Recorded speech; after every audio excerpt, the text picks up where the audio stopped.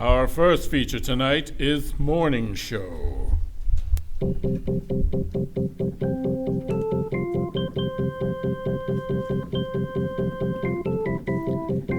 Morning Show is a morning radio program in Columbus, Ohio. Its former producer is Shelly Meyers, who left to take a job in federal government.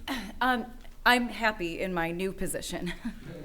Host Pat Schock is ready to sell out hard-hitting news for access to the presidential administration.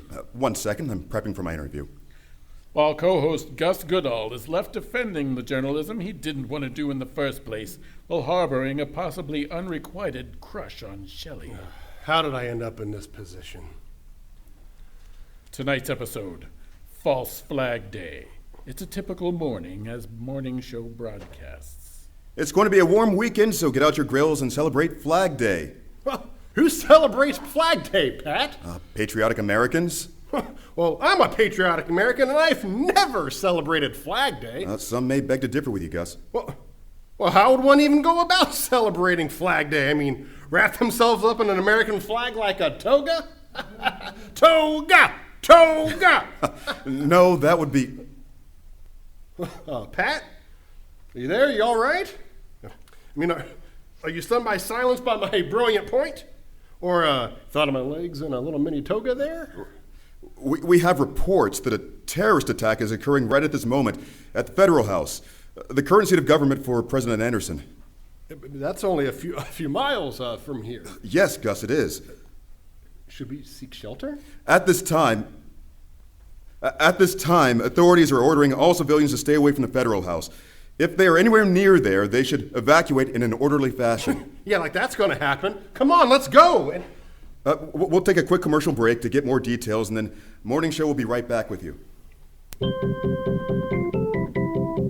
Sit down, Gus.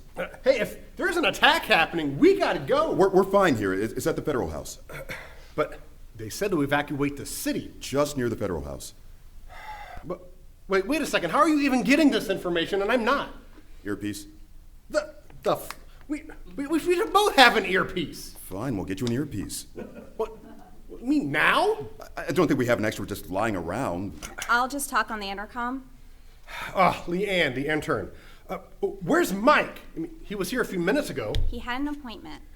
I bet he did. An appointment away from the terrorist attack. You know what? I just remembered I have an appointment too. Sit down, Gus. What do we know, Leah? An unknown group drove an armored semi-trailer right up onto the lawn of the Federal House. Wait, there are barriers. Yeah, they plowed through them. Sounds like there may have been enemy snipers too, taking down Secret Service. Oh my God. And then they opened the back of the truck and unleashed a couple of dozen zombies. What? Zombies? Where the hell did they get zombies? It looks like people in the building saw the zombies coming, panicked, screamed, and tried to flee, which attracted the horde into the building. Oh my God. No, it feels too easy. It's bad. And people that have fled are being shot by the snipers. This is a highly coordinated attack. Who could plan such a thing? I don't know. You know, well, and you said there'd never be zombies in Columbus, Pat. To be fair, they're only in the Federal House. Okay. Nothing about this is fair. I need to make a call. You need to go back live. The people need information. Yes, but I'm bringing you back in 15 seconds. I'll keep feeding you updates through the station chat so you can both see them. Who are you texting, Gus? Huh? No one, okay? I'm just checking my alerts. Okay, let's not fight. Let's project calm and stability, okay? No, listen, I am the pinnacle right now of calm and stability. I'm serious. No, I'll be on my best behavior.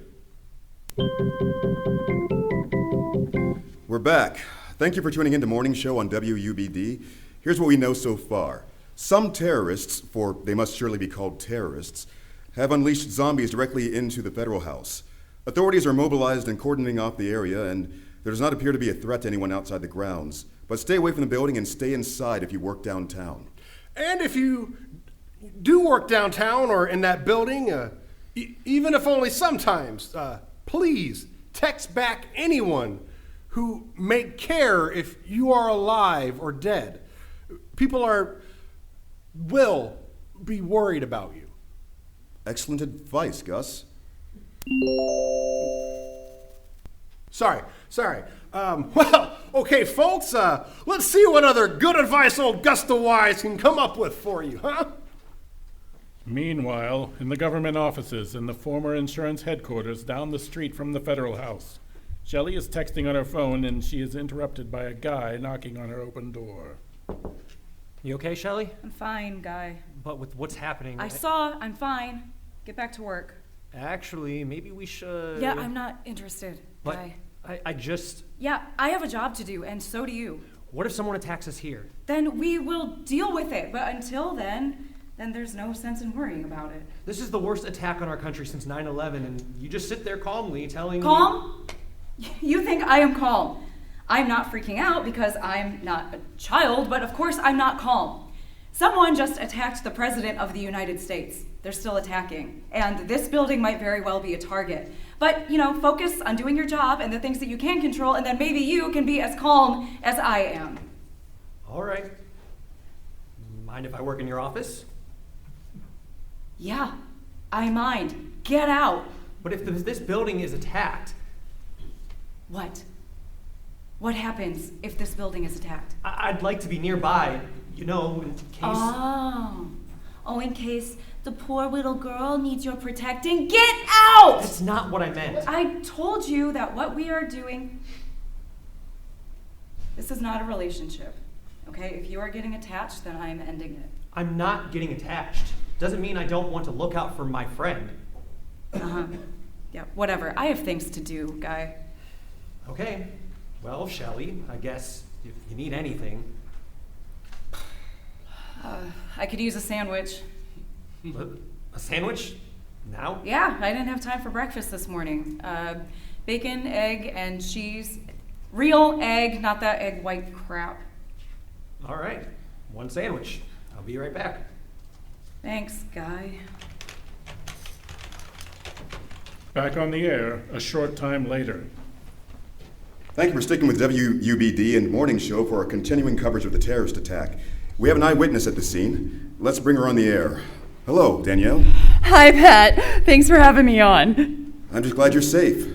Well, where were you when the attack began? Well, I work in the federal house. I was actually in the lobby when the zombies swarmed in. Well, how are you still alive, Danielle? I ran. Well, makes sense. Then what happened? I took shelter with some of my fellow aides in the security office. We figured there would be armed men there to protect us, and also we could see what was happening on the monitors. Good thinking. Can you describe what you saw for our audience? It was horrific, Pat. They're kind of slow, but the lobby isn't that big. I mean, it's big compared to other lobbies, but in the scheme of things, well anyway, there are these columns and stuff, and some people just didn't know where to go. They panicked. Yeah, I'll bet they did. Well, most escaped, of course, but some, they just stood there and froze it in fear. Or one woman, she tripped and some other people trampled her and she was injured and she couldn't get up and she was just helpless. What happened next, Danielle? Well, the zombies move in kind of a herd, right? Like animals. So they all mostly went off down the same hall. The first office they came to was locked. Oh, thank goodness. But they must have known someone was in there, so they shoved against the door, and that many bodies, it gave way. There were 8 or 9 people hiding in there, and no way to get out. You didn't have to watch that, did you? No, Gus. The cameras were just in the hallway, but we heard the screams. Not over a feet or anything. They were only a few doors down from us. That sounds horrible. It was, and one of my coworkers, James, he peed himself. I don't blame him. I'm surprised more of us didn't. Well, did you think about fleeing? Yeah, of course. We've thought about it. I mean, they seem to be mostly clustered, and there are other exits, but like I said, where we're sheltering isn't that far from the horde, and if I slipped on something like on pee, So you're staying in the room? Oh, yes. We've barricaded the door, hoping to avoid what happened in that office. Good thinking. Yeah. We saw some security guards run down the hall to confront the zombies, and they got some of them, but, well, while they were shooting into the first office, a couple of zombie stragglers from the lobby came up from behind, and that we watched on live camera. Oh, gosh. Yeah, God has nothing to do with this. So then what happened? Well, that was just a few minutes ago. A few zombies have staggered out into the hall since then, but it's empty of people. No more guards? No, the few that were there are dead. We have a couple in here with us, though, but, you know. Yes, best to stay put and wait for backup. That's what we're thinking. Anyway, I don't know how many zombies are still out there, like, especially if some of those killed have been zombified. What about President Anderson? Is she safe? Oh, yes, I saw them evacuate her, like, right away. She's not here. Oh, that's a relief. Well, how many people are still in the building, Danielle? Hard to tell. A lot poured out of the exits at the start. But I'm sure there are still, like, hundreds even, hiding. That sounds very scary. I can assure you help is on the way. Sit tight in that security office and stay safe, Danielle. Thanks, Pat. I'm not going anywhere. Later that day. We're out. Broadcasting 10 hours straight, I mean, that's gotta be a new record for us. I'm just glad they got all the zombies and everything is fine now. Fine? What do you mean fine? 30 people at least are dead, Pat, and those responsible have not even been caught. Yes, but the threat is contained and they'll get the bad guys. This isn't a movie, Pat. I have faith in our law enforcement and intelligence agencies. Well, that makes one of us, because if you ask me, if they were so great, this wouldn't have happened in the first place. No one can predict everything that can... You ready to go, Pat? Yeah, I am. See you tomorrow, Gus. Whatever. What a day. You were great. You really stuck with it. I'm thinking Brooks should fire Mike and make you the producer. Oh, that would be a dream come true. I'll speak to him. Oh, no, don't do that. I don't want to step on any toes. You do all the work. You deserve it. Well, all right, if you really think so. I do. You seem more than fine. I have to say, Leah, this was amazing. Not that people died, of course, but broadcasting like this, breaking the big story, staying on the air long after the normal shift, it's the kind of thing I've always wanted to do. You're good at it. We're good at it. I think this show's going places. I wouldn't bet against it. I'm ravenous. Oh, what do you want? You? Oh, Pat grabs Leah passionately and kisses her deeply. my car is over. Mine's closer. That night,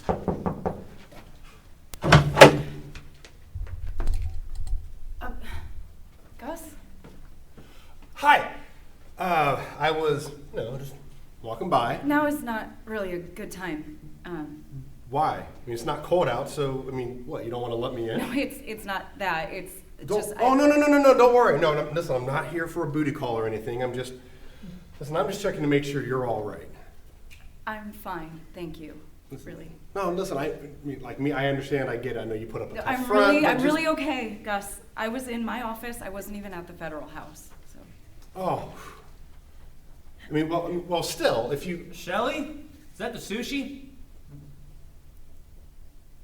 Oh? Who's that guy? No one. Did someone say my name? Are you? No, Guy, I'll be in a minute. You have got to be kidding me. His name is actually Guy. What? Oh my God. That's dumb. What? Is this your new hookup pal or some... It's none of your business. No, listen, I hear you loud and clear. Listen, it's okay, I should get going anyway. It's... Gus? Yes. He doesn't mean anything. No, listen, it's all right. As you said, it's none of my business. Right, but I just wanted you to know that. He's only a hookup. Okay. And why? I don't know, just it seemed like something you might wonder about later. See you, Shelly. Bye, Gus. Wonder if there's still something between them. But more importantly, a terrorist attack on the president. Who's behind it? What are their motives? What happens next? Come back and find out on another morning show.